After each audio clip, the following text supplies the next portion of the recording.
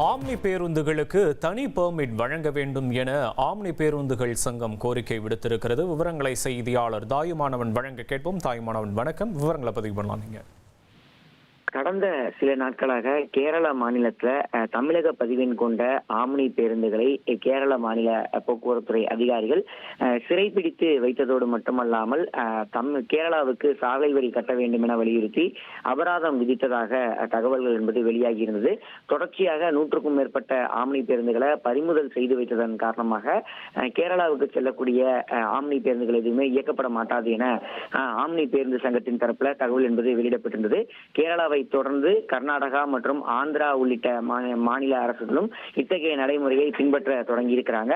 காரணம் என்ன அப்படின்னு பார்த்தோம்னா, ஆம்னி பேருந்துகளை பொறுத்த மட்டில் டூரிஸ்ட் கேரியர் என்ற அடிப்படையில தான் இதுவரைக்கும் பேருந்துகள் என்பது நாடு முழுவதும் இயக்கப்பட்டு வருகிறது. அப்படியாக இருக்கக்கூடிய பட்சத்துல நேஷனல் பர்மிட் என்று சொல்வார்கள், அந்த பர்மிட்டை பெற்றாலே போதும் எந்த மாநிலத்திற்கு வேண்டுமானாலும் பேருந்துகளை இயக்கிக் கொள்ளலாம் என்ற ஒரு விதிமுறை என்பது இருந்து வந்தது.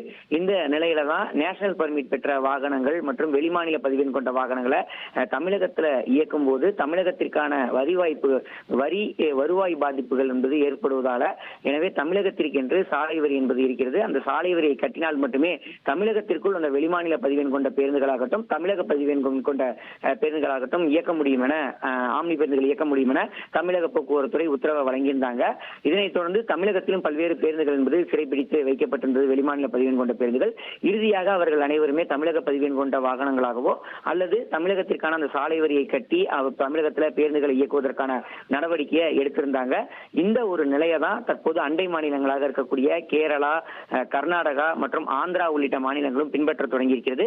இதன் காரணமாக தமிழக பதிவெண் கொண்ட வாகனங்கள் இந்த மாநிலங்களில் பயணம் மேற்கொள்ளும் போது சாலை வரியை கூடுதலாக கட்ட வேண்டிய சூழல் என்பது ஏற்பட்டிருக்கிறது. குறிப்பா தமிழக பதிவெண் கொண்ட வாகனங்களை பொறுத்த மட்டில் பார்த்தோம் என்றால், கர்நாடகாவில் தலா 2 லட்சம் வீதம் சாலை வரி என்பது கட்ட வேண்டிய சூழல் இருக்கிறது.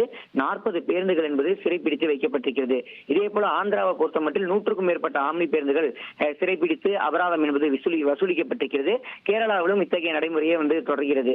எனவே தமிழகத்திலிருந்து பிற மாவட்டங்கள் இயக்கப்படக்கூடிய தமிழக பதிவெண் கொண்ட வாகனங்கள் 50% பேருந்துகள் என்பது இயக்க முடியாத சூழல் இருக்கிறது. இந்தியா முழுவதும் சுற்றுலாத்துறை பர்மிட்டை பயன்படுத்தி பேருந்துகள் இயக்கப்படக்கூடிய நிலையில் ஆம்னி பேருந்துகளுக்கென தனி வகை பர்மிட்டை உருவாக்கினால் மட்டுமே இந்த மாநிலங்களுக்கிடையே பேருந்துகளை இயக்கும் போது எந்தவித சட்ட சிக்கல்களும் ஏற்படாது என்பது ஆம்னி பேருந்து உரிமையாளர்களுடைய கோரிக்கையாக இருந்து வருகிறது. எனவே அரசு இதனை பரிசீலிக்க வேண்டும் என்பது அவர்களுடைய கோரிக்கையாகவும் இருந்து வருகிறது. விவரங்களுக்கு நன்றி தாயுமானவன்.